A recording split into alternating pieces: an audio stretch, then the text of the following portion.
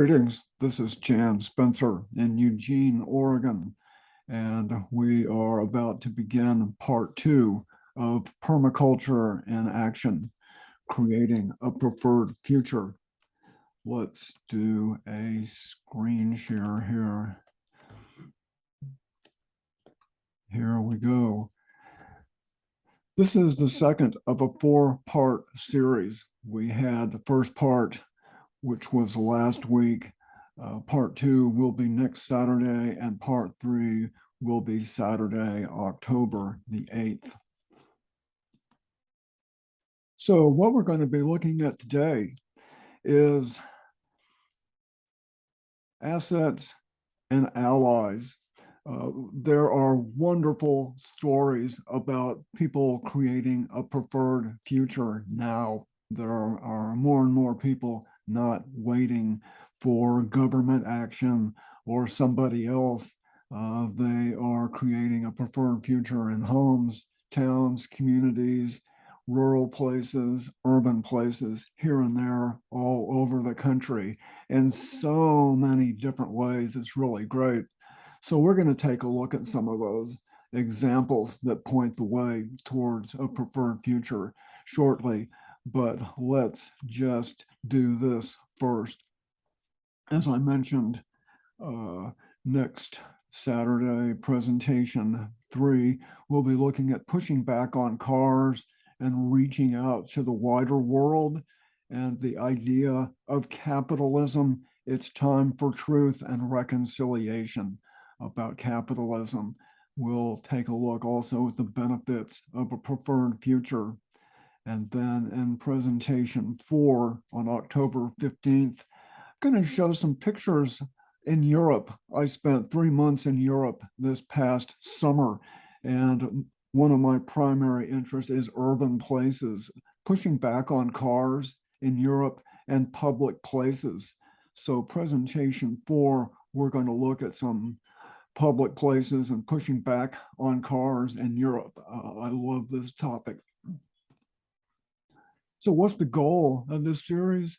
It's to provide useful and practical information to advance the cause of paradigm shift. And that takes in lifestyle, how we live in the neighborhood, the community.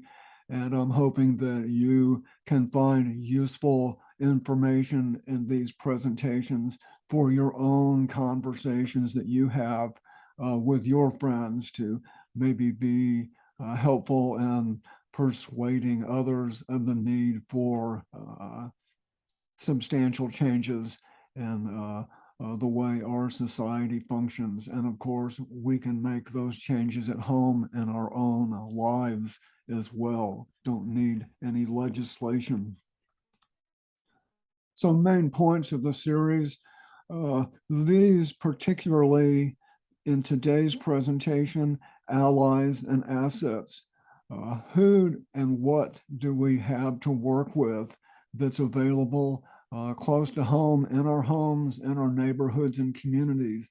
It's surprising the allies and assets we have, and many of those allies and assets wouldn't even particularly consider themselves to be allies and assets. Many of them have never even heard of permaculture, but we're on the same team. And again, we want to show what alternatives to capitalism and the consumer culture that already exist, what they look like in the early going. They point the way. These are just some keywords and concepts. We'll take a look at a number of these today. We saw some of these yesterday. And by the way, that presentation from last week is now on YouTube. All of these presentations, of course, going to YouTube. The double benefit, the footprint calculator, the idea of supersizing the consumption, economic mythologies. So let's just take a short look at last week's presentation. This just helps set a context for what we're doing here. Given the trends and conditions we are familiar with in the paper and our own lives, creating alternatives to capitalism is a sensible choice.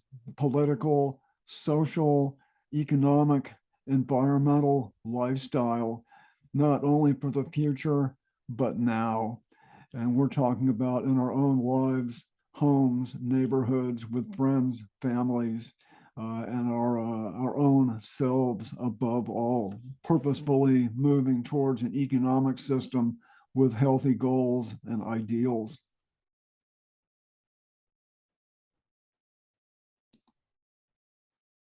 So last week, we took a look at the myths of capitalism. We looked at informed choice, efficiency, the magic hand, the idea, does capitalism and democracy go together? Uh, uh, I don't think so. And the idea that a rising tide will lift all boats, the concentration of political and economic power is a core feature of capitalism. More people own more stuff. That's, of course, related to we don't really have democracy. We can vote, but who are the candidates? Certainly some wonderful people, but it's not a democracy. There's many choices that don't show up because they don't fit the system. We also took a look at the consumer society is a cargo cult. It disempowers people. Economic growth is more important than the well-being of people and planet. And of course, I mentioned economic and financial concentration degrades democracy. We also took a look at this statement that we've heard now and then over the years: the American way of life is non-negotiable. And you can check last week's presentation to go into more detail on this particular unbelievably arrogant statement: the American way of life is non-negotiable. Who is making this kind of statement, and what are their motives for making that statement? They want to basically force others to subscribe and participate in their system. And of course, from this perspective, that system is wrecking the planet and disempowers people at the same time. Another item we talked about last week, aspects of a preferred future. Uh, Starting off with capitalism as we know it and the consumer culture is not the way forward to a preferred future. And we looked at a preferred sustainable future will look very different. I don't see a green version of what we're doing right now. We looked at the wisdom of the world's great spiritual traditions. We had a good look at permaculture, a wonderful tool for helping move us towards a preferred future. We looked at reducing ecological footprints. A primary action we need to take is to reduce our ecological footprints for living within the boundaries of the natural world. We had a good look at the concept how we prioritize our time and money. That's very interesting. You can check the video from last week by way of my website, of course, suburbanpermaculture.org, priorities of time and money. How can we pay for the changes? And that includes an examination of the double benefit. And of course, we mentioned again, particularly in relation to this week, many examples of the preferred future already exist. We took a closer look at this particular chart right here last week, comparing the consumer culture and the preferred future. When you look at the presentations on YouTube, you can pause the slide and you can take a closer look anytime that you want. So this is a wonderful example of just some of my thoughts about what is the reality now and what a preferred future might look like. And of course, we did a introduction briefly with permaculture, a wonderful tool. This is the footprint calculator that you can find online. You can search here. This is the footprintcalculator.org, and you can answer certain questions that are asked. And at the end, this calculator will tell you how many planet Earth would it take for everybody in the world to live like you. For the average American, according to this calculator, it's something like 5 planet Earth for everybody to live like the average American. And then we took a short look. These are all photos of places. We're going to see many of these locations today. These are all wonderful examples of moving towards a preferred future. And this I like very much is the virtuous triangle: allies, assets, and actions. Assets and allies can create actions. Actions and assets can create more allies. This is just a really nice positive feedback loop right here that illustrates some social dynamics for increasing the momentum and the movement towards a preferred future. This particular slide, again, resetting our priorities. What do we do with our own time and money? Do we invest in a preferred future, or do we continue full participation in the consumer culture? I should add that the mainstream economy absolutely produces many types of products and services that do fit a preferred future. When we patronize those products and services, that helps us move us along to the preferred future. And when we don't buy the products and services that don't fit, perhaps market forces actually lead to those products and services going extinct, and the people who fabricate and participate in those products, a new economy will create new opportunities as well, full of entrepreneurial possibilities, a preferred future. Absolutely. So, okay, this is beginning this week's presentation. Allies and assets, what do we have to work with in our own lives for helping move towards a preferred future? And we're not going to have to move very far, because what I'm going to do, transforming a suburban property, this is my own place right here in Eugene. I'm looking out my window. I can see many of the features in this graphic right here, right outside my window. And actually, I am sitting right here at this moment, and this is what I see looking out my window. This is the street over here. This is the south side of my property. And this is the main house right here. There's gardens, there's water, rainfall catchment system, lots of edible landscaping, solar features. There's a lot here, and we're going to take a look at a lot of these features. This is what my backyard looked like when I moved in 22 years ago. It's a small house, and it's on a 1/4 acre suburban property. This location is about 2 miles northwest of downtown Eugene. It's in the River Road neighborhood.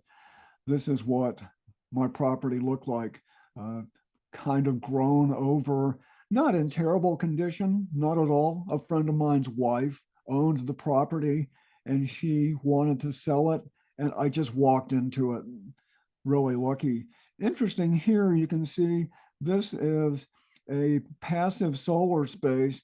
Somebody had closed in the patio on the south side of the house years before I bought the place. So interestingly, the house already had some passive solar aspect to it. This is essentially the same view elevated just a little bit. This again is that solar space from the previous photo. I've rebuilt it. I put a metal roof on the house for rainwater catchment. That's a Gavaloom metal roof right here. And of course, all that you see here used to be grassy yard. It's all garden. I've planted a lot of trees. That's a big fig tree right there. This is an almond tree. This is a lemon tree, a greenhouse over here. Let's take a closer look at some other views. This is what the property looked like from the street when I moved in, and this is what the property looks like now. I've taken out the driveway, and this is all Marion berries. These are grapes, all this edible landscaping along the front of the house. I didn't only approach the food and the outside. Transforming the property also includes what can you do with a house. And this was a 1955 house, and it certainly provided some opportunities. Again, the house had all kinds of assets that just needed to be changed in a more favorable direction. And of course, because I have my own set of priorities, my own set of what I'm going to do with my time and money, this is what I did with my time and money. I turned a garage, a one-car garage, into a living space that increased residential density and also increased my income because I rent 3 rooms in my house. So that was a very smart move for lots of different reasons. Early on, a friend and I rented a cement saw and we cut up the driveway and we took out the driveway. You see this red line right here in several places.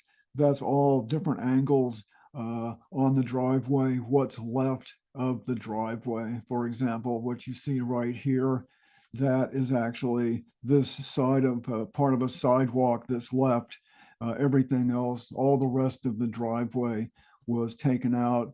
My friend wanted to use some of that, and I used some of the cut up pieces for landscaping features as well. In the backyard, there was this old shed that was coming down by itself, just this old shed. I decided to build another residential location. Actually, again, this is my space. I'm sitting on the other side of this window right here. So this, again, increases residential density, and it allows me to rent the space I used to occupy that was the former garage. So again, the property has all kinds of assets to develop and rework in a way that fits more my needs and my ideas of what a preferred future can look like. This is what the backyard used to look like, just a grassy backyard looking off towards the southwest. This is the same view as it looks like currently. Far more biodiversity, produces food, and aesthetically, this is very important. Aesthetically, it just looks really nice. I practice something that I call home economics. And what I mean by home economics is taking care of more basic needs closer to where I live. And that includes rainwater catchment. Again, turning the garage into a living space. This is a real important part of my own home economics. I'm vegetarian. That's better for the environment. It's better for my economics. It's better for my health as well. I use a bike as my primary transportation. The solar space, the former patio that's now passive solar, to an appreciable degree helps heat my house in the wintertime. I have a lot of fun in the kitchen. I like doing food preservation, working with food. That's a real important part of my home economics. It allows me to an appreciable degree to avoid spending money in ways that I can produce myself. Plus, it's a lot of fun. A home economics is also a home culture as well. So food storage is really important. You can grow food. How can you store food so you can use it later? This is a wonderful kind of knowledge. If you have, you can share this with other people. Again, this is also part of home economics. Some fruits and vegetables and nuts keep for a long time, simply dry at an ambient temperature, preferably a little bit on the cool side. Of course, canning is a way to store food, drying food, uh, vegetables like onions. You just dry them and hang them in a cool, dry place. Certain types of onions can keep for 6, 8, 10 months if you store them properly. Uh, uh, Pickling cucumbers, beets. I love pickles. Fermented food, lots of different kinds of vegetables we'll store in the ground during the winter time. They may not grow very much, but they're still alive. That's a form of food storage too. And I use freezing as well. Of course, that's very convenient and it works great as long as the electricity works. So another aspect of transforming a suburban property, it's great to do this on your own, but the scale needs to increase a lot. And this is just a small example of increasing the scale. And by that, I mean this particular example. This is a laurel hedge that separated my house from my next door neighbor. My next door neighbor and I both agreed we wanted to take it out. We took it out and we both have edible landscaping on our side, our respective sides of where the laurel hedge used to be. We couldn't do this on our own because the hedge was right on the property line. So a small but appreciable example of collaborating with our neighbors. This could be only the beginning. Neighbors in an agreeable way that works for everybody could take fences down. They could become far more ambitious with how they might turn home economics into neighborly economics as well. My place is an educational resource. I've literally had thousands of people visit here over the years to see what a suburban property can look like. And here's a few more thoughts. As I mentioned, aesthetics is really important. If we live in places that are attractive and make us feel good, that has to translate into well-being and health for ourselves and our families. I have done most of the work on my property on my own. I've certainly paid people to help me do things I didn't know how to do. I've bought uh, different types of products like solar hot water heater and a heat pump, the Gavaloom metal sheets for my roof. I've bought a lot of items to do what I need to do here at my house. So what all this adds up to is transforming suburbia could create a lot of jobs.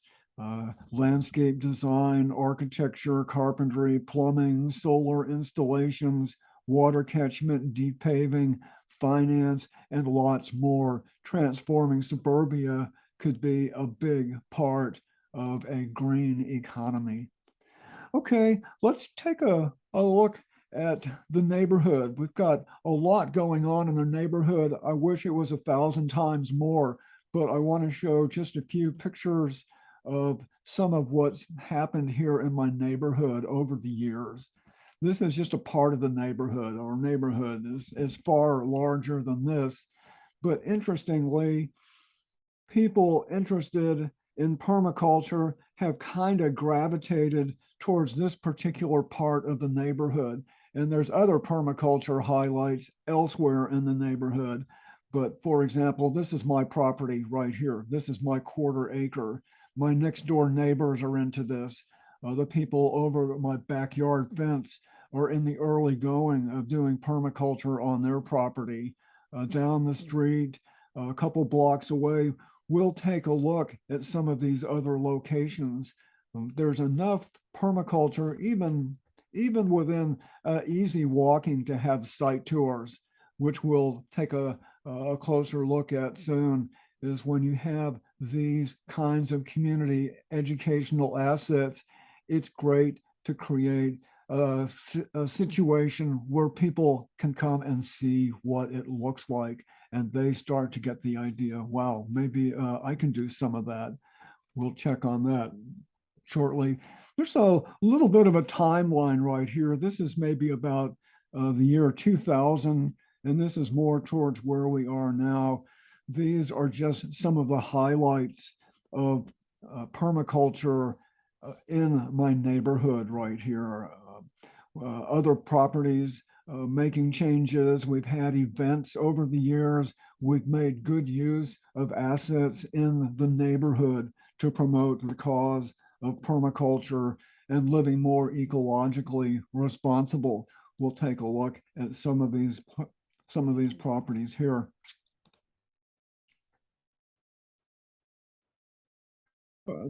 Yeah, a number of stories.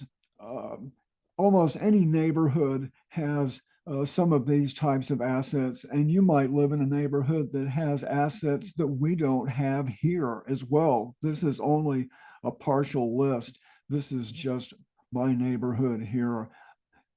Just about every neighborhood has possibilities and potentials that all they need is some attention and make those actions, those assets, those allies to put those to work. So next door, my next door neighbor had his gravel driveway dug out several years ago and had the, maybe about 2 feet deep of gravel. You couldn't grow anything where the driveway was, but now this picture here shows the same location here. This right here is this right here, where there used to be a driveway is now a really nice garden. This is just the beginning over my backyard fence. I took this picture from my roof of my space I built here. This is the early going of transforming that property. Those are next door.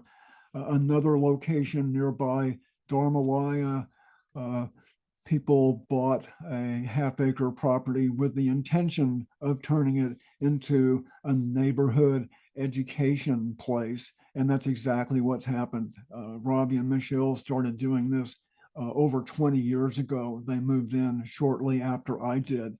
I didn't know them. They didn't know me, but we sure have collaborated on a lot of positive neighborhood activities over the years. This is a beautiful 1,000-square-foot straw bale structure.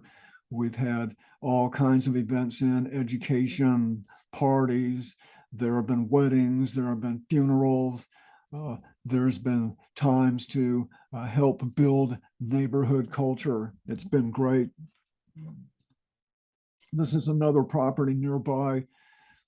This picture shows what this Stara looked like before really anything was done. This property is a full acre, and this huge backyard that was just empty except for a lot of blackberries. But there were work parties, fun work parties, and we cleared out the blackberries. And over the years now, there's a beautiful garden. The place has become a micro eco village. There are several other small structures on the property. So this is a great example. This 1 acre is a huge asset, and some of those possibilities remain to be developed as well. But we've had the village garden party, neighborhood celebrations and happenings. We've had the Vistora. This picture was just a week ago right here, this big potluck that we had in the backyard. So this Vistora is an important place in our neighborhood.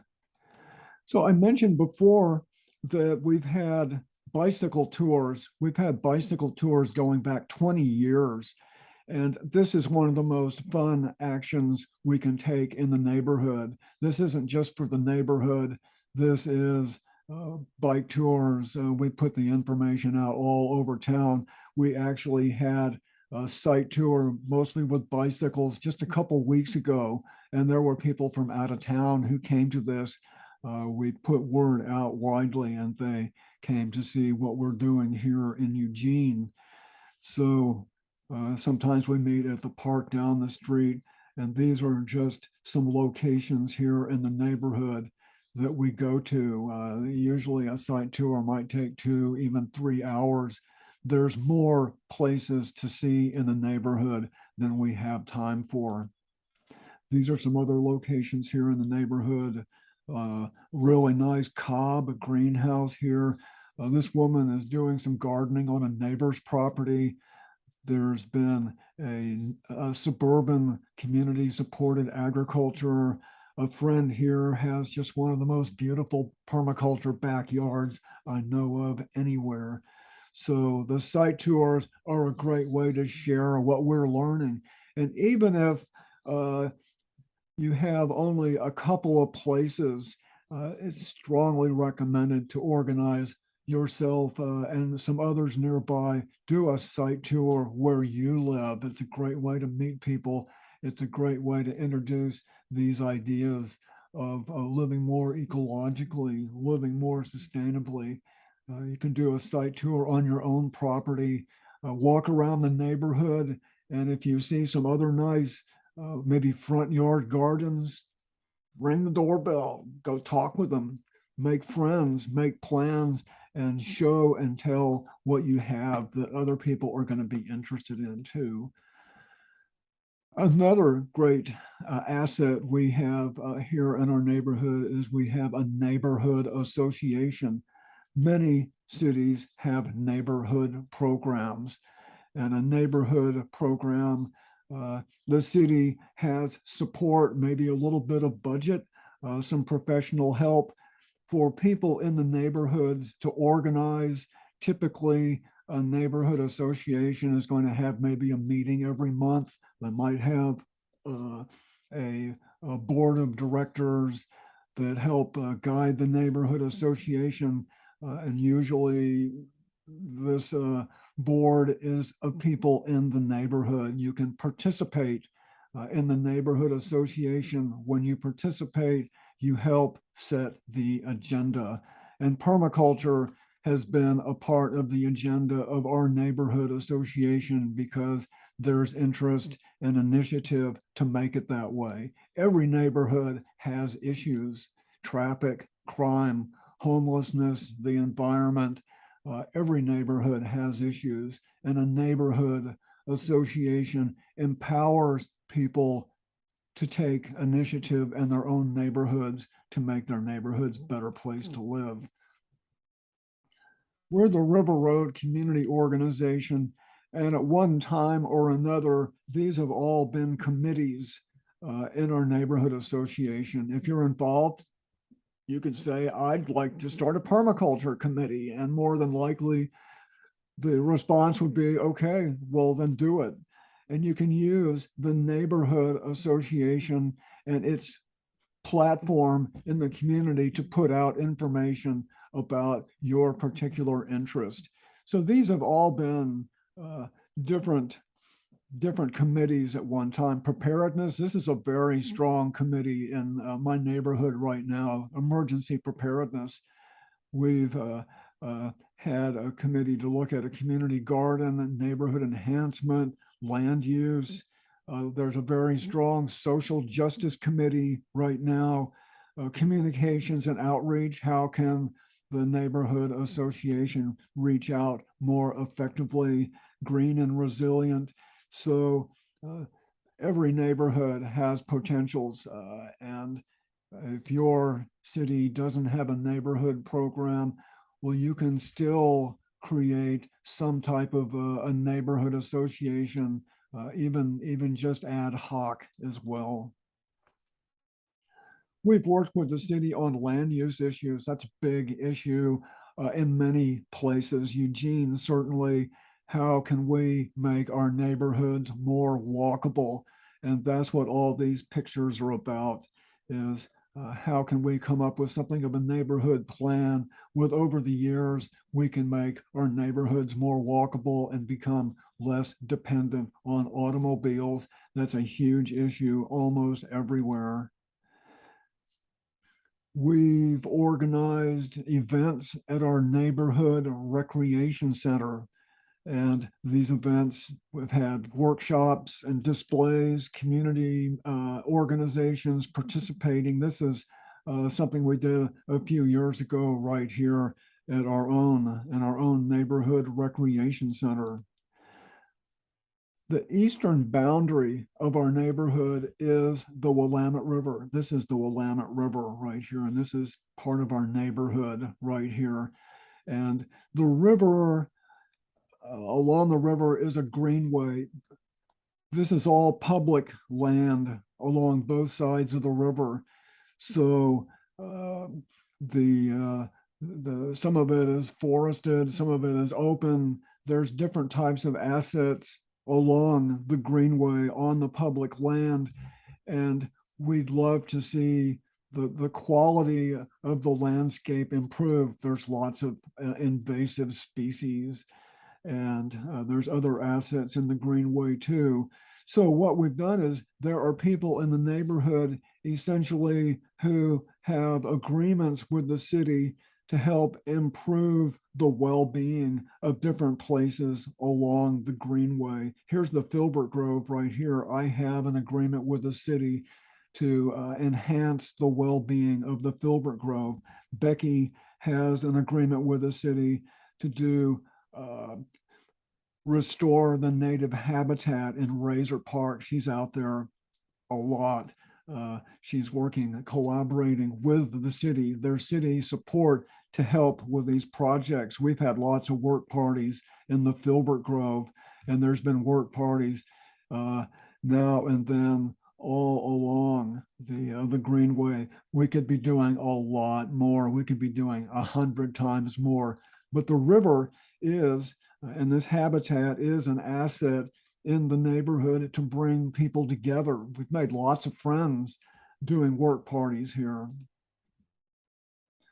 Another, yeah, this is more along the Greenway right here. Again, this is a work party in the Greenway, another work party. And this is actually a planning session with the city to talk about the Greenway and how can we more effectively improve the well-being of the Greenway. After all, there's beaver, there's bald eagle. We could make the habitat far better. There's lots of invasive species in the Greenway, like English ivy is one of the worst. So the Greenway is an important place in our neighborhood. And I mentioned the Filbert Grove, building community cohesion. The Filbert Grove can actually be a useful source of local food. When we started the Filbert Grove, which is 65 trees, and that's on public property. It was all overgrown, English ivy, blackberries, and we worked with the city to clean up the Filbert Grove, to do a lot of pruning, to do some fertilizing. There's no spray, of course. It's a no spray Filbert Grove. So we've had lots of great times improving the well-being of the Filbert Grove, and it's become, for me, an important place. I collect filberts at the Filbert Grove. It's an important food source for me. And of course, some years there are more filberts than others. Actually, this year is not such a great year because I've already checked it out.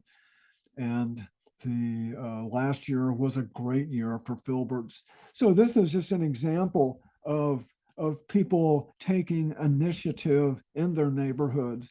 This is Razor Park, and these are some pictures of work parties we've had in Razor Park, and this is all in collaboration with the city.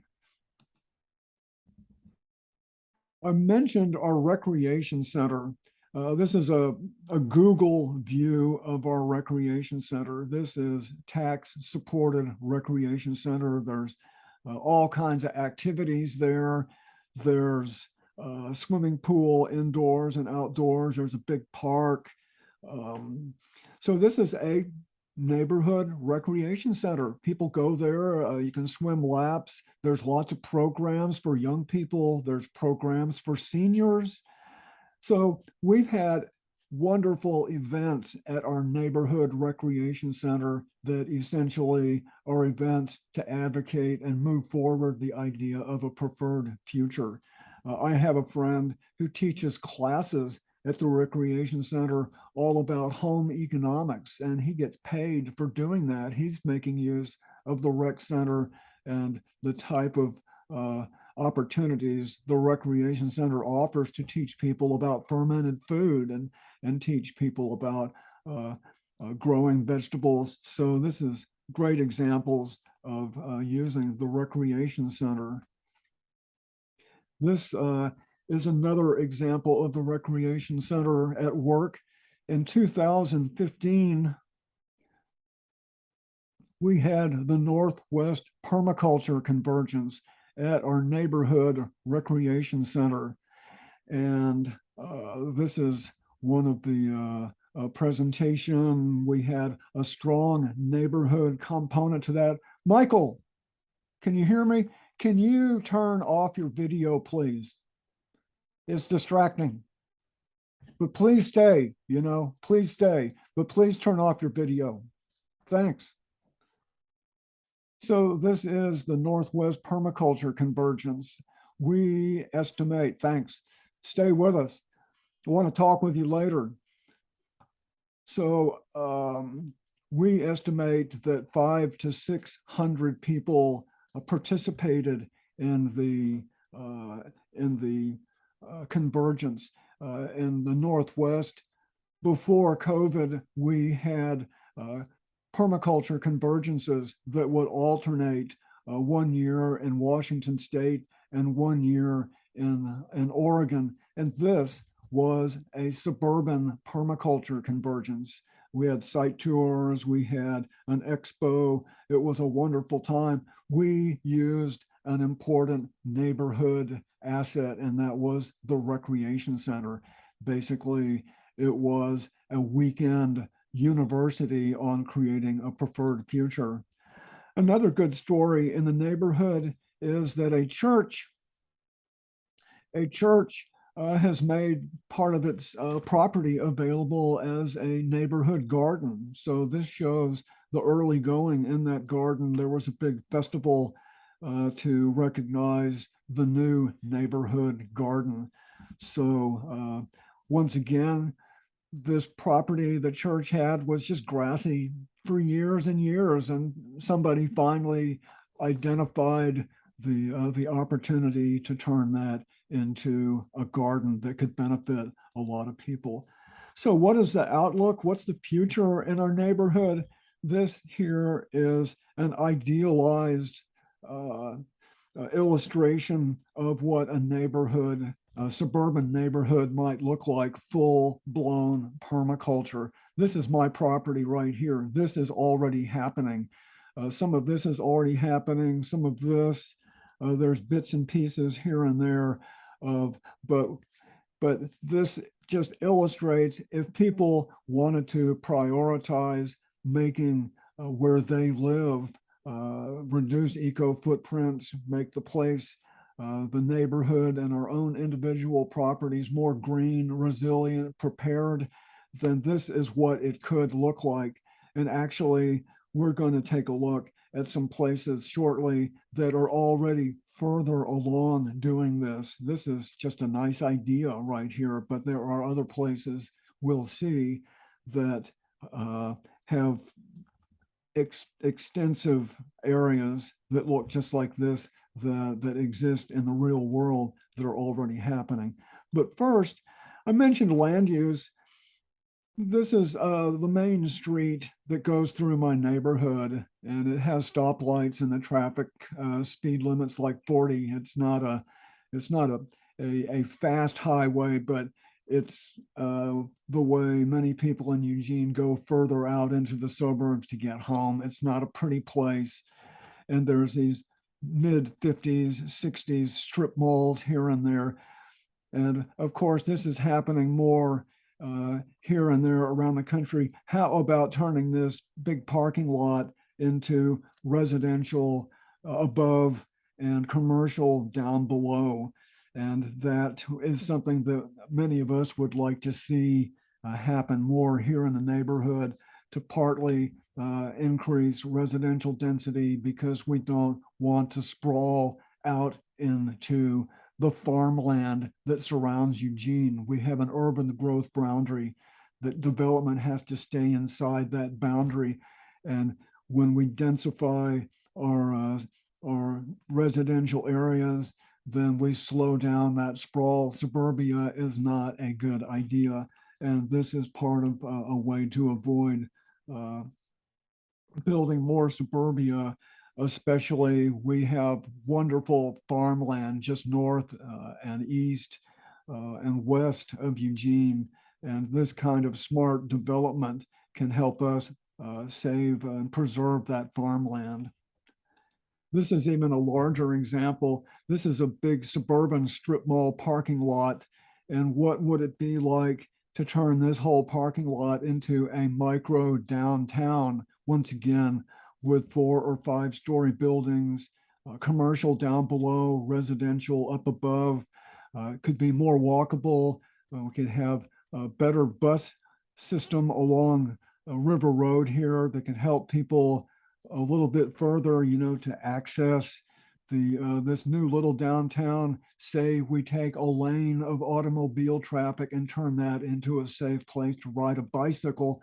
That could make it much more attractive for people even a half-mile away to ride a bicycle to this little micro downtown instead of having to drive their cars. So I know that these kinds of developments are receiving more attention. These ideas of building on parking lots, we have to move away from automobiles.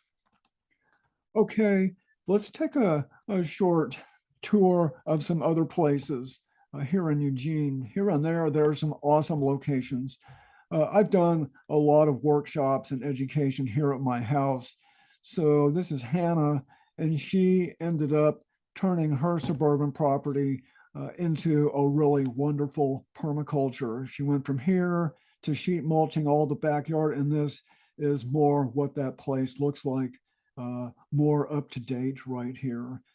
And Sandra here, she has done the same on her property. When people see how wonderful this looks and how functional and smart transforming a property can be, then some people get the idea, I can do some of that too. Another place in Eugene, Jessica and Matt have one of the nicest suburban permaculture projects I know anywhere. They have a big corner property and they've done really well with that. And of course, they have site tours, and Jessica has different kinds of workshops about food preservation and making plant preparations. So they put their place to work. They had a house and it's a big asset, and they've developed their house in a way that works for them. That's great. This also in Friendly Neighborhood, there was a uh, a right of way that was never built on. It could have been a street, but it was just a grassy right of way that never was built on as public property. And people in the neighborhood went to the city and said, we'd like to put a garden where that street would have been. And the city was receptive. They said, you got to do this, you got to do that. And 6 months later, they had a big work party. And now this is a wonderful amenity, a wonderful asset to the neighborhood, Common Ground Garden. You can see it back behind there. Duma in Eugene, a big 3 story house with a large basement. About 10 people live here, and it's a cooperative. People share resources, take turns cooking. And when you have that kind of economic capacity of 10 people, lots of different amenities come into reach, like they have a shared tool area, and they have bike facilities, a wonderful, beautiful kitchen. This is a great example of taking a large house and turning it into a wonderful place to live. And of course, this makes it easier for people to reduce ecological footprints and the enjoyment of having other people to live with who you like. This is the backyard. This used to be a parking lot back here, and now it's a wonderful permaculture food forest. This is where they park their bikes. They have rainwater catchment, lots of solar as well. Another place in Eugene, Maitreya Eco Village. A fellow has about an acre and a half, and he's developed this site ever since I've lived in Eugene. This goes back at least 25 years of, of evolving this site in an ecologically and socially responsible way. Increased residential density. There's a big garden in the middle. Uh, he's kind of gone up, building up instead of out. This structure here didn't used to be there.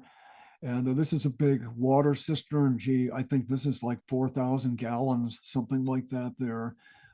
Some different types of natural building that go on here. So, an appreciable level of people cooperating on the property in a mutuality that makes the place a better location for everyone. Even somebody next door bought a property and they took the fence down between that property and the eco village. So that's kind of expanding it. Maybe somebody buys another property and eventually the whole block becomes an eco village. That would be nice. A wonderful nonprofit here in Eugene is the School Garden Project, teaching kids about growing food. Where does it come from?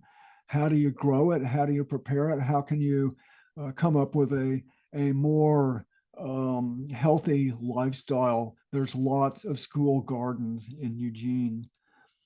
And this is another wonderful asset to the community, a low power, non-commercial radio station. I actually have a program on this radio station right here, KEPW. This gives a voice to lots more people. Okay, let's go beyond Eugene. Columbia Eco Village in Portland, they have a website. You can look it up and you can find more, but they have retrofitted the Eco Village onto this site. This is not a new co-housing. This is retrofitted. This was an existing apartment complex and some property that's been retrofitted and turned into an eco village. And it does have many of the attributes of co-housing, just at a substantially less cost. So this is a great place in Portland. City Repair in Portland, certainly one of the most well-known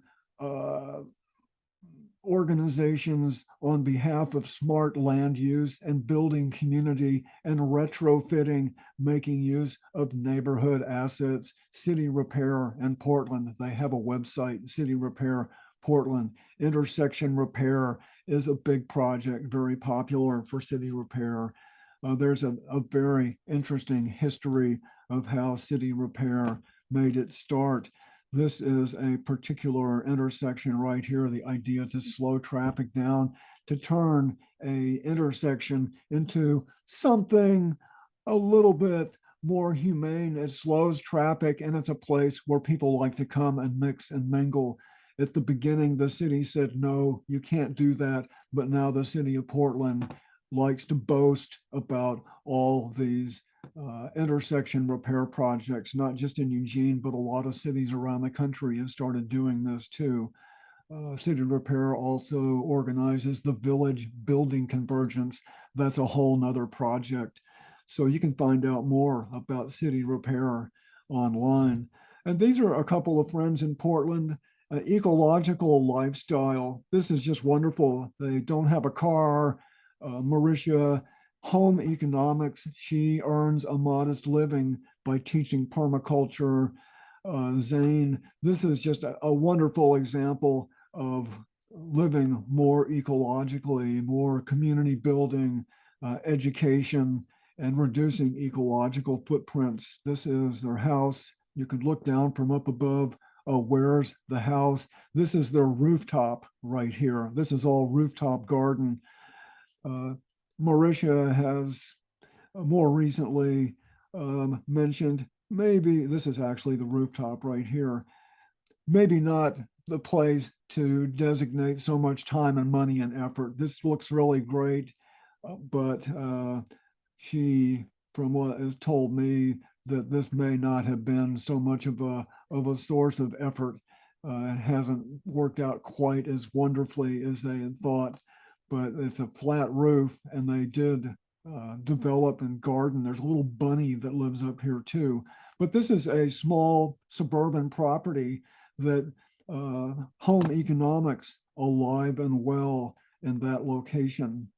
And she and another friend of hers have a Permaculture Rising is their business where they do education and design for people as well. So a preferred future, permaculture offers a lot of opportunities in a preferred future. As I mentioned before, permaculture is a great asset for helping with its values and its ideals and its principles for pointing the way towards a preferred future. Another place I really like a lot in Portland is Kailash Eco Village.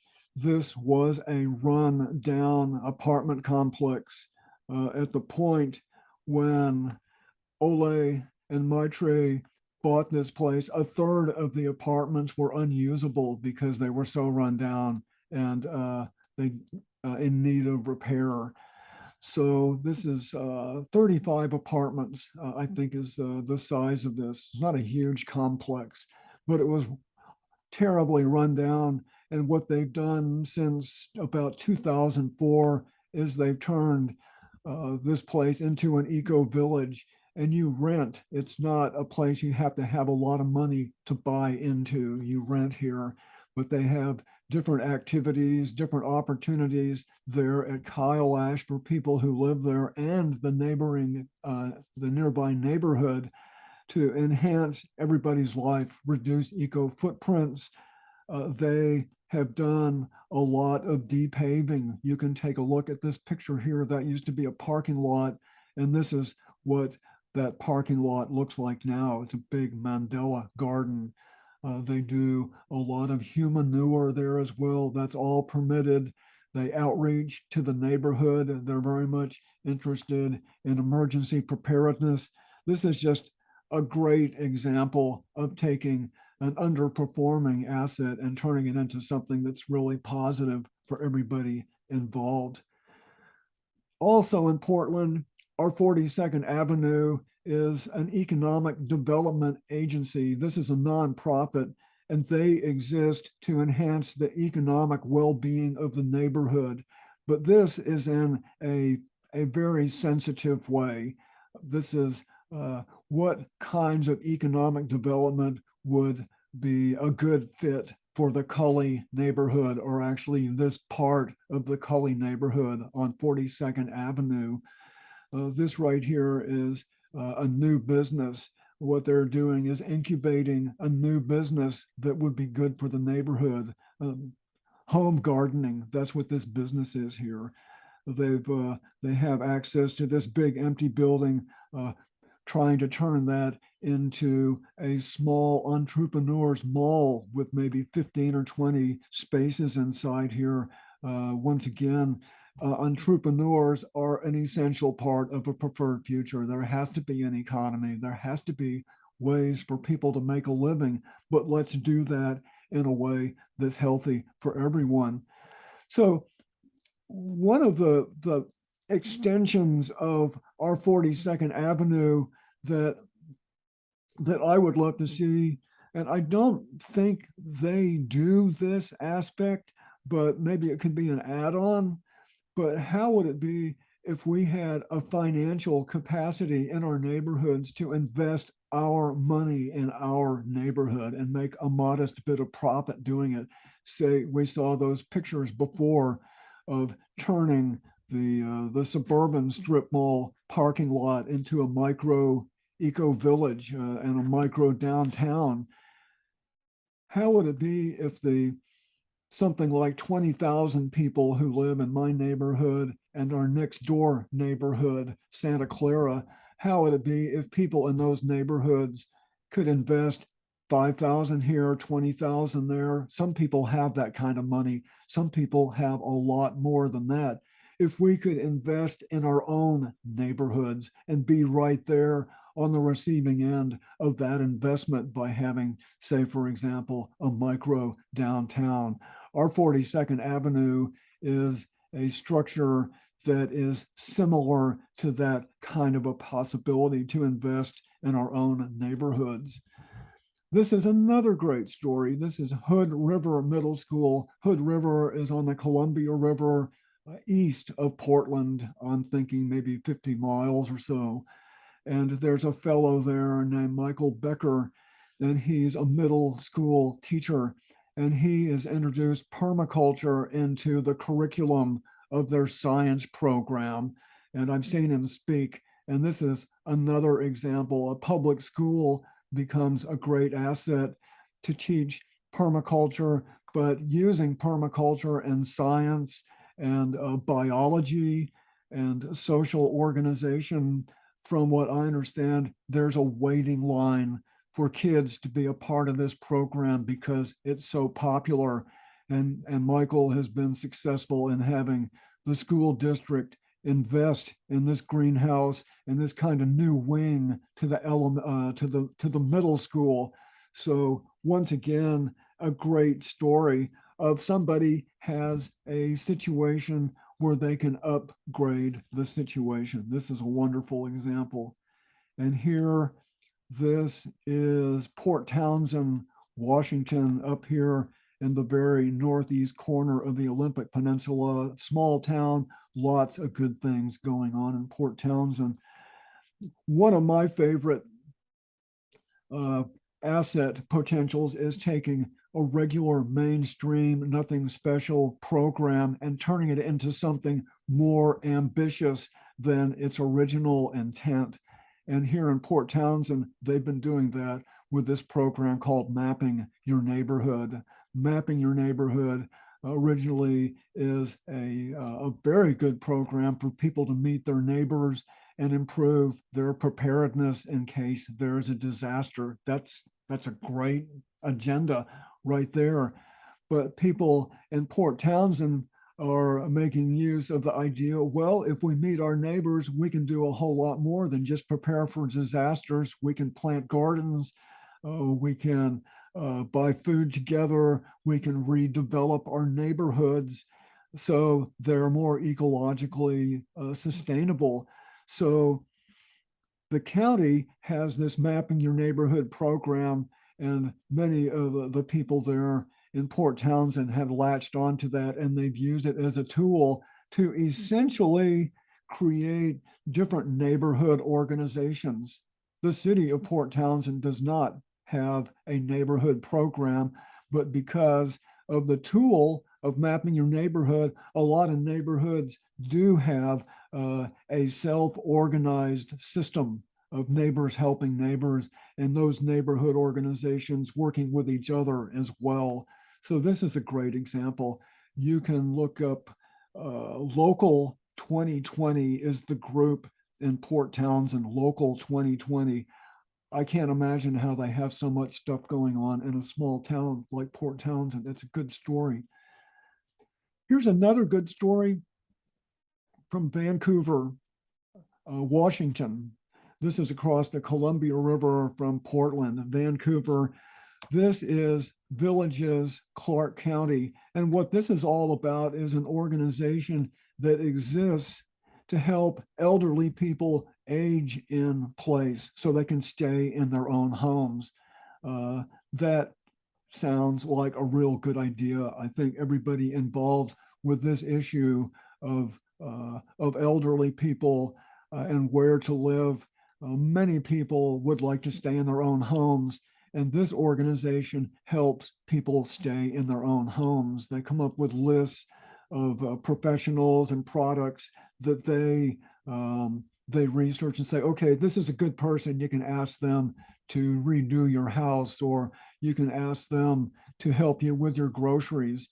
So Villages Clark County is an organization that exists to help elderly people stay at home in their elderly years. But this model could be used in an expanded way, in a more general sense, for neighbors to work with each other. So this is an existing project, but again, it could be more ambitious and take in not just the elderly, but everybody in the neighborhood as well. The Gospel Garden in Medford, Oregon. This is a totally mainstream project. It's what this is um, a facility for feeding homeless people is what this is. And like many buildings in a more or less urban place, it had a big parking lot. So what the city and many of its residents, they came together and they built a really nice raised bed gardens on the parking lot right here. And this wasn't a bunch of radical permaculture type people. This was the city, this was the Lions Club, this was the Chamber of Commerce, being part of turning a parking lot into a place to produce food. That's a good story. Beacon Hill in Seattle, the neighbors went to the city and said, can we put in a 6-acre food forest on this public property? And over a period of years, that's what happened. This was just an unused part of a big public park. And they took initiative, and people put their time and effort and some money into creating this big community food forest that's in Seattle. Neighborhood pathways in Olympia, once again, turning underperforming public property into better use. This, what you see here, there could have been a street there, but there was never a street put in there. It was kind of a little bit of a shortcut between parts of the neighborhood if you avoided all the concrete that was dumped there and just the unkept, overgrown nature of this, where there would have been a street. Somebody had the idea, let's turn that into a little park, and that is the neighborhood pathway. And not only did it become a nice little neighborhood park, but it's an edible, nice little neighborhood park, thanks to this individual right here. So there's lots of similar places in lots of cities and towns that could be upgraded.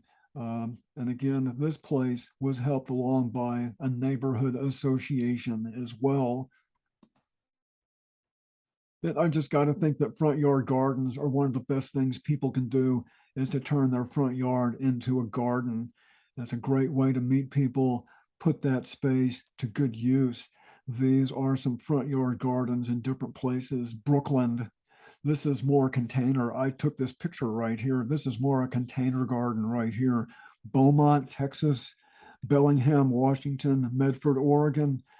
Front yard gardens are a great way to meet people. You're out in your garden, you meet people passing by, and oftentimes you see over a period of time somebody else down the street or across the street is putting in a front yard garden because they realize it's such a good idea. I see that around my neighborhood all over the place. Another program, this is the neighborhood Plaza program in New York City. What is the opportunity here? You see this street, it's sort of functional, but this street could be a lot nicer.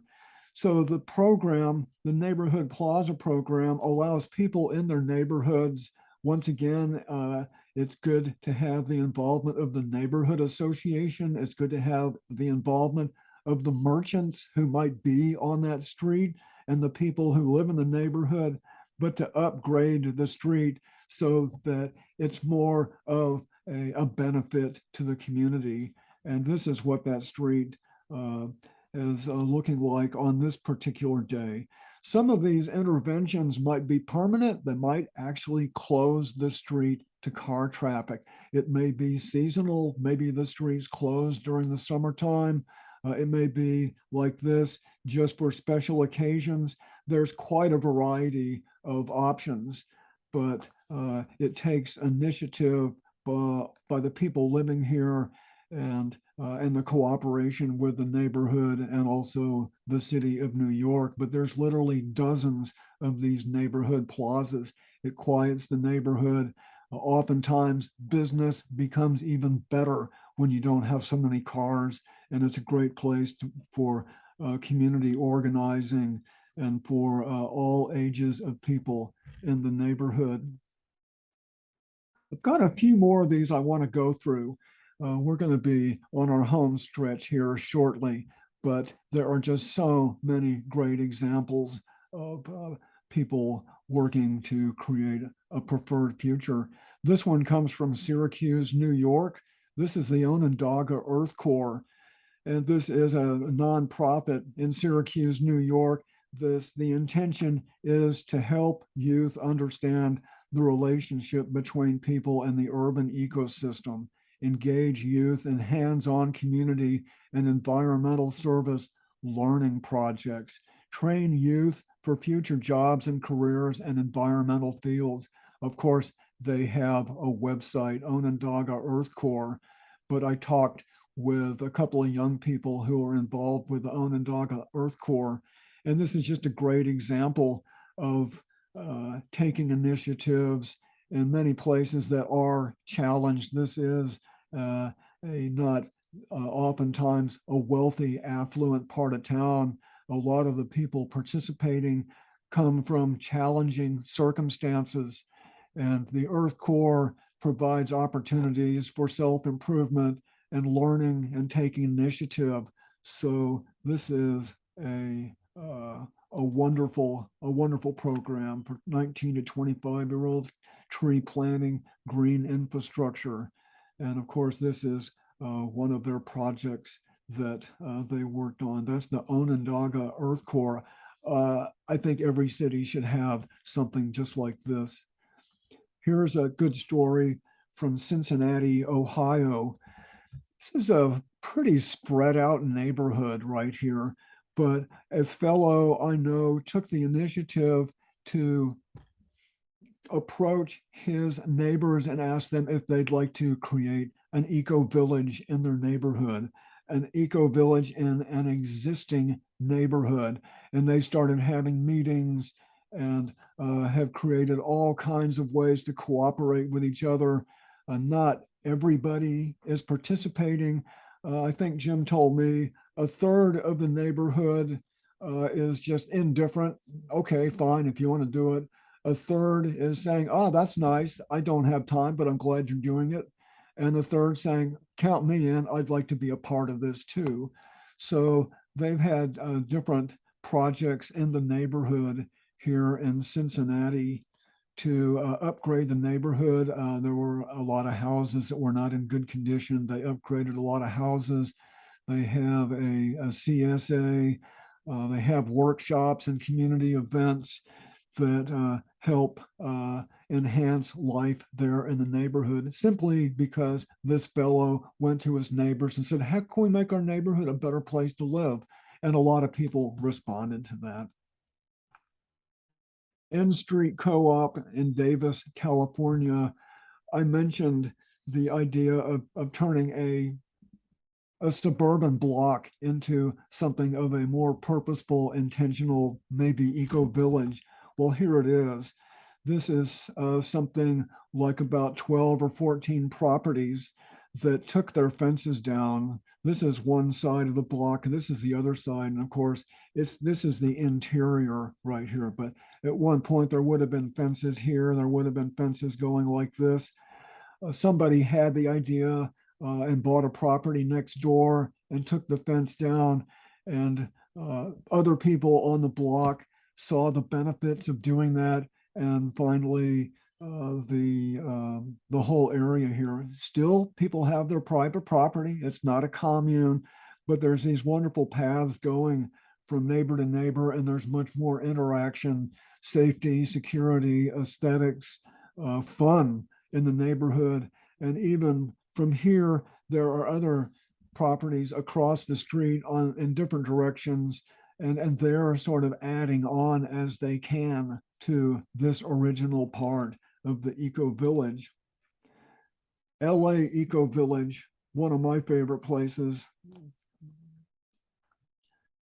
And again, an old apartment complex turned into an eco village, and then adding on several other properties that are next door to reduce ecological footprints. Bikes are a big thing there. They grow a bit of food there, and there's community building. This is their main structure right here. This is the street going out this way. Their current project, which I think is just wonderful, you can see this rectangle here is this rectangle looking down right here. This is an old gas station. And what they've done is they bought this old gas station and they're going to turn it into a neighborhood community center. That's pretty nice. And amazingly, Los Angeles the city provides the opportunity if there's a street that lends itself to a better purpose and it meets certain conditions, you can actually close off the street to cars and turn it into something else. And that's what LA Eco Village is wanting to do with this street right here. There's nobody living on this side of the street over here, nobody to impact by closing that street. And then the Eco Village owns all this property on that side of the street. The idea is to turn this street into a pedestrian plaza and a place for people to mix and mingle. So that's a great story. That's LA Eco Village. Patchwork Farms in Asheville, North Carolina. This fellow has the dream of farming suburbia, and I've talked with this fellow. It's not all a completely easy story. Even great ideas that are totally sensible can be a struggle to put together and have happen. But he is doing farming in suburbia here in Asheville, and this is a great idea. Imagine that you have permission from the landowner to turn his yard into food production, and you trade an agreeable amount of produce for having access to that property. Well, that's what this guy's doing right here in Asheville, and it's a great model, and it takes a lot of work. This isn't something easy because I've talked with him, but it's a wonderful example of taking suburbia and putting it to better use. Urban Harvest in Houston is a big nonprofit in Houston that has classes. They have community gardens. They started all kinds of farmers markets. This is in Houston right here. A friend of mine actually had a big part in doing this. He's retired now, but an early point helped increase the size of Urban Harvest. The whole idea is to make food production, bring that opportunity to more people in Houston. That's Urban Harvest. They have a huge fruit tree sale every year where they raise hundreds of thousands of dollars for their projects. Okay, we've got a few more here. This is a location in Oakland, California. It's called Place, and it's a maker space. They rent this location. This is what this building here, you see here, this is what it looked like before. So they've turned all this interior area into garden. And what goes on here is that Place models real examples of projects people can do in their own homes and neighborhoods. They show what it looks like, and people come here for classes and workshops to learn passive solar design, rainwater catchment, urban agriculture. They have classes and workshops. They also provide place for people to meet, and they have celebrations, something like this right here, to bring the neighborhood together. This is a wonderful example. Hard work, once again, this isn't a way to make a lot of money or even any money at all, but you can see a lot of people having a great time. Again, every neighborhood should have something like place. You can look that up. They have a website, explains more of what they're doing. So I think I'm going to say enough of all these examples of a preferred future. Every one of them is unique, and every one of them required a person or multiple, even many people, to take initiative and prioritize what they were going to do with their time and money. Every one of these examples takes time and money and passion as well. So our next presentation is going to be, we're going to take a look at block planning, which is a real interesting way to accomplish something like N Street Co-op in Davis that we looked at, where all the fences were down. Block planning. We'll take a look at a place in Eugene that has a lot of aspects of block planning. That's East Blair Housing Co-op. We'll take a look. We're going to also have a look at pushing back on cars. Automobiles are one of the most iconic products of the consumer culture. They are at the source of many problems of pollution, of urban design, of building freeways through disadvantaged neighborhoods. Automobiles are an enormous part of our economy, and for tens of millions of people, it's just about impossible to live without a car. Absolutely. That's not a mistake. Economic interests have had a big part in creating our society so that people need products that they have to sell. And oftentimes, as in the case with cars, those products are a mixed blessing at best. Next presentation, we'll take a look at reaching out to the wider world. And by that, I mean, when you think about all the different progressive nonprofit organizations, whether they're environmental or social justice or food issues or homelessness, the list goes on and on. Chances are that nonprofit, that entity exists to repair some damage caused by capitalism, our economic system, because there's lots of casualties, there's lots of external costs to our economic system. So they're all exist to address a particular problem that caused by our economic system. To me, that means that common denominator means these groups are all on the same team.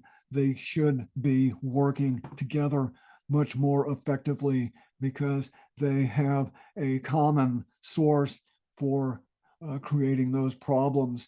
And when those entities approach that common source, it can be a benefit to those other entities also. They can work together to be more effective at pushing back on the aspects of capitalism that are at odds with healthy people and healthy planet.